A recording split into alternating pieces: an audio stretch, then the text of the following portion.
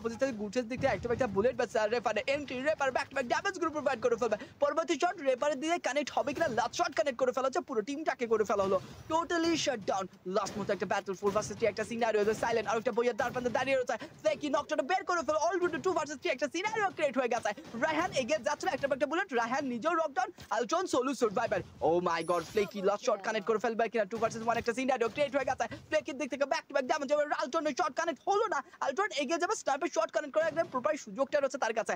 Last shot কোনোভাবে connect হবে কিনা, একদম পারফেক্ট একটা জায়গাতে আলট্রন ডাবল স্নাইপার নিয়ে যদিও বসে হচ্ছে, ফ্লেকিকে একটি শট কানেক্ট করে নকডাউন করে ফেললে 1v1 খুব একটা কষ্টসাধ্য ব্যাপার হবে না। লেটস গো, ফ্লেকি এবার গ্রেনেডটা ছুড়েছে অপোজিট সাইডে, এবার কিন্তু আলট্রন এগিয়ে যাবে, আলট্রনের বডি একটা আলট্রন শট কানেক্ট করে ফেলবে, ফ্লেকির back to back damage knockdown করে ফেলবে, পুরো টিমটাকে করে ফেলবে totally shut down. And the booyah goes to Sharp Shooter. Back to back ভালো পারফরম্যান্স, ব্যাক টু ব্যাক বুয়াটা কিন্তু দেখতে পেয়েছে তাদের কাছ থেকে।